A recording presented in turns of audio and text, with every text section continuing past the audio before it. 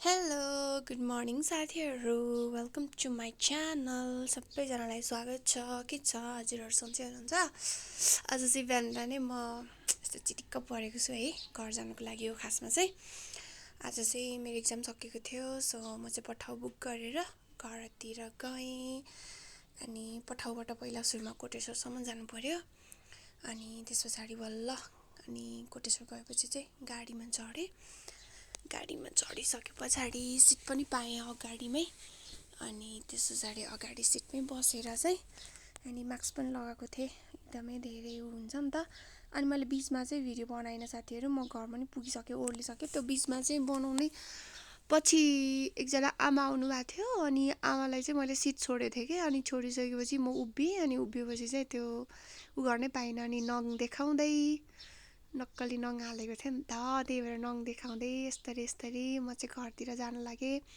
अनि घरमा पुग्न लागिसक्यो यस्तो चर्को घाम थियो कि अब के भन्नु कुरै छोडौँ क्या घामको त यस्तो चर्को घाम लागेको थियो अनि त्यस पछाडि बिस्तारै घर गएँ भोक पनि यति धेरै लागिसकेको थियो क्या घर पुग्ने बेलासम्म खाना नखाइकन बिहानै गएको थिएँ अब अलि अफरोड छ क्या कुनै ठाउँहरूमा चाहिँ अनि मेरो घर पनि आयो अनि घरमा चाहिँ उतापट्टि आमा चाहिँ पसलमा हुनुहुन्छ एकजना पसल राख्नुभएको आमा चाहिँ अनि मम्मी चाहिँ उता अगाडि त्यहाँ बस्नु भएको छ अनि म चाहिँ मम्मीसँग नबोलिकन पहिला सुरुमा मलाई चाहिँ मेरी सानी क्युट बुनु छिन् क्या घरमा अनि मेरो सानी बुनु छिन् अनि त्यो बुनुलाई चाहिँ जिस्काउन लाग्यो क्या यस्तै राम्री क्युट मेरी बुनु छिन् अनि उहाँ लडेर घाउ पनि भएर रहेछ क्या फेरि बिचारीको अनि मलाई चाहिँ बाबु भन्छन् क्या यिनले भन्छन् के सोधेको भनिन्छन् अनि मम्मीले खाना ल्याइदिनु भयो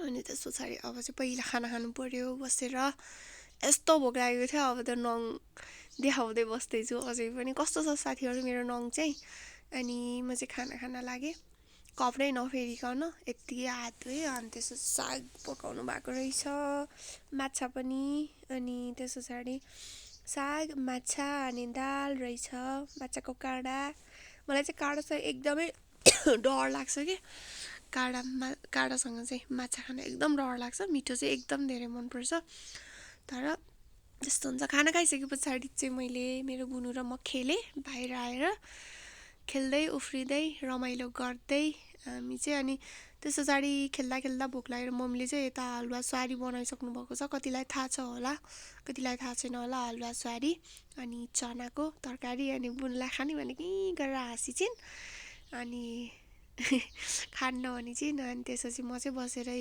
गुवाम पारेर म त खानामा त एक नम्बर हो नि साथीहरू फेरि मलाई कडाइ खाइदिने हो क्या खाना चाहिँ त्यही भएर मोटाएर आजभोलि बस्न खान छैन अनि मजाले खाजा खाएँ आनन्दले हेर्नु चाहिँ यस्तो हुन्छ है पुरी हुन्छ अनि भित्र चाहिँ त्यो हलुवा हुन्छ हलुवा सुहारी भन्छौँ हामीले चाहिँ सुहारी भयो अनि त्यो चाहिँ भयो हलुवा भयो अनि यहाँ चाहिँ माछा त्यो मार्नको लागि क्या त्यो पासो बनाउँदैछ भाइले चाहिँ अनि पासो बनाउँदैछ घरमा यसमा चाहिँ माछा पर्छ अनि फेरि हामी खेल्न गयौँ हाम्रो चाहिँ अब घरमा त्यस्तो साह्रै केही काम हुँदैन कि बजारमै घर भएको कारणले गर्दा त्यस्तो काम केही हुँदैन बुनुसँग खेल्ने मोबाइल चलाउने अनि बुनुलाई त्यो गर भनेको नजानेर उल्टो पाल्टो गरिराखिन्छन् नजानेर बुनुसँग खेल्यो बस्यो अनि हामी चाहिँ पारीतिर गयौँ घुम्नलाई के भन्छ अरे कस्तो जाउ लागिरहेको थियो घर बस्नलाई अनि गयौँ अनि पसलमा गइसके पछाडि त्यहाँ नमस्ते भनिन्छन् बुनुले नमस्ते गर भनेपछि नमस्ते भनेर भन्छन् क्या अनि बल देखेर चाहिँ खुब मनपर्छ क्या मेरो बुनुलाई चाहिँ अनि मैले चाहिँ यो हेरेँ ट्राउजर यो राम्रो लाग्यो अनि सस्तो पनि रहेछ मलाई चाहिँ घरमा लाउनुको लागि कपडा लगेको थिएन कि अनि त्यही भएर अरू कपडाहरू पनि हेरेको तर खासै कुनै त्यस्तो राम्रो चाहिँ लागेन है काठमाडौँबाट गएर अब त्यहाँ कपडा हेर्दाखेरि खासै त्यति साह्रै राम्रो चाहिँ लागेन अनि हामीले चाहिँ एउटा प्यान्ट अर्डर गर्नुको लागि चाहिँ त्यो देखेको थियौँ क्या भिडियोमा अनि ऐनामा यस्तरी हेर्दै बस्दै गरेँ अनि त्यही अघिको देखेको ट्र्याक चाहिँ लिएर हिँड्यौँ ट्राउजर चाहिँ त्यो राम्रै थियो जस धेरै महँगो चाहिँ थिएन घरमै अब यत्तिकै गाउँमा बसुन्जेल त्यहाँ बसुन्जेल चाहिँ लाउनु पर्यो भनेर चाहिँ हामी फर्क्यौँ अनि नानुले चाहिँ उताको त बाहिर जाने भनिराखिन्छन् अनि हामीले चाहिँ यहाँनिर चटपटे अङ्कललाई चटपट बनाइदिनु भने नानीले खुट्टा हल्लाएर जुत्ता हल्लाएर उता कता कता गइसकिन् घुम्नलाई एकछिन पनि बस्दिनँ क्या फेरि नानु त। अनि यसरी चटपट बनाउँदै हामी त्यहीँ कुरेर बस्यौँ। यहाँ चाहिँ अब खासै त्यस्तो उ चाहिँ हुँदैन, चटपट चाहिँ अलिक स्ट्यान्डर्ड टाइपको हुन्छ नि, काठमाडौँतिर अलिक राम्रै पाइन्छ। अब यता चाहिँ नानीले चाहिँ ललिपप खाँदै बस्दै गरिदिन्, मलाई ल्याऊ भनेको दिन्न भन्छन्। अनि त्यही हो खास। अनि हामीले त्यहाँ बनाउँदाखेरि त्यही बसिराख्यौँ गफ गर्दै। अनि हामीलाई चाहिँ अङ्कलले चटपटे दिनुभयो। हामी चटपटे अब खाँदै बस्दै गरिराखेका छौँ। चटपटे खानुपर्छ नि त। फोहोर हालिसकेपछि हामी घरतिर फर्क्यौँ यसरी। अनि त्यस पछाडि हाम्रो चाहिँ गाउँ यस्तो छ, माथि त्यहाँ टपमा चाहिँ हाम्रो गाउँको घर छ। अनि हामी घरमा पनि आयौँ। अनि घरमा आइसकेपछि नानुले रिसाएर मम्मीलाई बेस्किन नानु कपाल तानेर केमा रिस उठेको हो कुन्नी, नानु त कडा छिन् नि फेरि, कपाल तानेर नि बस्न खान छैन। अनि साथीहरू त्यस पछाडि चाहिँ मलाई चाहिँ गाउँमा हजुरबा हजुरआमाकोमा जानु थियो कि। अनि त्यति गऱ्यौँ। अनि मैले त कपडाहरू किनेँ। कपडा किनिसकेपछि म गाउँतिर लागेँ। त्यहाँ पनि हाम्रो ठाउँमा पनि त्यो पठाउ आउँछ क्या। अनि त्यही पठाउमा चढेर अनि एकजना भाइलाई पठाउको लागि बोलायौँ। अनि बोलाएपछि म चाहिँ गाउँतिर लागेँ। हाम्रो गाउँ चाहिँ एकदमै त्यही हो, हिँडेर जाँदाखेरि चाहिँ 2 घन्टा लाग्छ, एकदमै उकालो छ। अब के भन्छ अरे उस गर्दाखेरि चाहिँ बाइकमा जाँदाखेरि चाहिँ 20 मिनट जति पनि पुग्छ। अनि मैले चाहिँ हजुरबालाई एकदम धेरै माछा मनपर्छ, अनि त्यही भएर माछा किनेँ 1 केजी जति। अनि भाइले त्यहाँ तल राख्यो। अनि त्यसपछि हामी त्यहाँ गयौँ सरर पारेर। अफरोड छ, एकदमै धेरै अफरोड छ।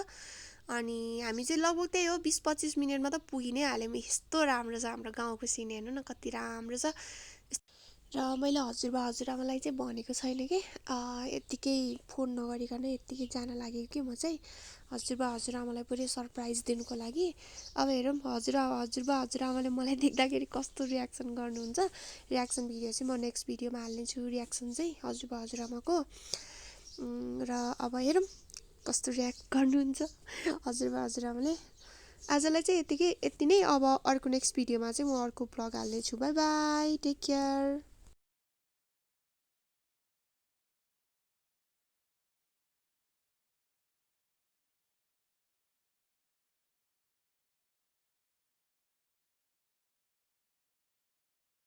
Keep watching my video. Keep supporting me. Bye bye. Take care.